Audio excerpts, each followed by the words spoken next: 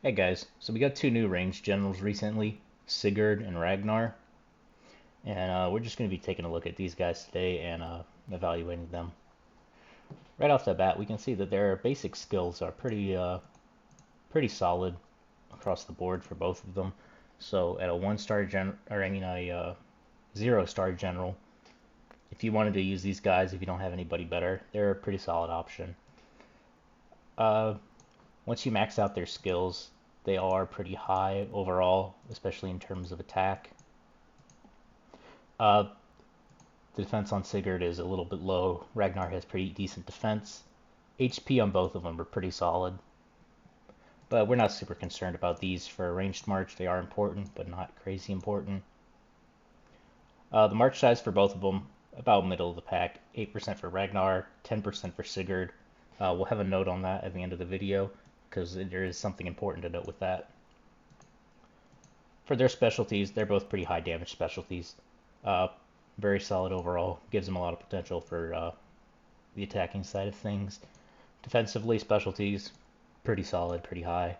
HP, Ragnar's a little bit lower than Sigurd, but nothing too crazy. Now their Covenant slash Skin, when you add them both up, total them up, they're pretty okay. Ragnar just has the basic 10% across the board. Sigurd has 10% and then an 8% march size. However, Ragnar does have the skin that gives him a lot of that, so it's not just his covenant.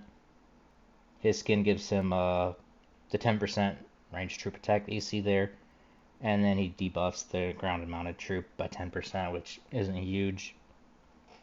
Overall, his covenant's kind of meh. Nothing too crazy.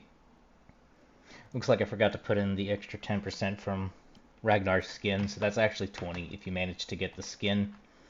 So not a huge difference if you don't, but it is worth noting. Attributes overall pretty high, so they gave them pretty high base stats. Ragnar has pretty poor defense overall. Sigurd has pretty good HP, and HP pretty poor on both, but these numbers, go look at them in the totals. Looking at the totals, we can see they're both extremely high damage attackers. Ragnar has the higher damage of the two. Sigurd has the slightly lower, about 30%. But when we look at march size, Sigurd has larger march size. Ragnar has slightly less march size, so it balances out. Defensively, we got 292 and 275, so very close on the defense side. HP, 283 and 281. So they are very close. Ragnar is slightly more survivable. And when we look at the effective attack, uh, Sigurd and Ragnar, they're pretty much the same.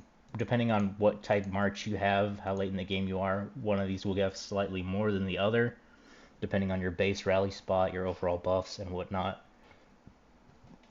But overall, they're both very strong attackers. They blow any current ranged general out of the water in terms of that. Their survivability is pretty solid, and their march size is pretty decent. Now, let's talk about which one of these two is better, because they're very close. Honestly, if you had both of them fully maxed out and you put them on a march, you would not see much difference at all in the results. They're pretty much carbon copies. However, there is one area that Ragnar has a big advantage. If you look at their skills, specifically where they get their march size from, Ragnar's march size is a lot easier to get than Sigurd's. For Ragnar, once you get the third red star, you get 8% march size capacity. And then you get 6% march size capacity from the skill, not the skill, the specialty. You get 6% march size from the specialty, bringing that up to a total 14%. But however, if we take a look at Sigurd's march size, he only gets march size when he gets his 5th red star. So 10% march size from that. So that's a lot harder to get. You're gonna have to spend a lot to get that 10%. And that 10% is going to be a big difference in his damage. So if you're not able to fully ascend him, it's going to be a problem. The other 8% march size that he gets comes from his covenant. And normally that wouldn't be too hard to get, but it is the second to last one. So it is going to be difficult for some people to get that. And one of the other generals required for Sigurd's Covenant is Ragnar. So you're going to get both of them. If you want to use Sigurd, you're pretty much going to have to fully max him out, get Ragnar too, and then put in a lot of work. So Ragnar's a lot easier to get up and running and is generally the one I would recommend using if you have the option. Sigurd just requires a little bit too much investment. Okay, real quick, looking at these guys as assistants. Uh, of course, everyone knows you don't get any of the red stars for assistants. You don't get any of the attributes. It's just Covenant skin, specialty, and then the base skill. When we look at their overall stats as assistants, they both have very solid attack. Ragnar's slightly higher defensively.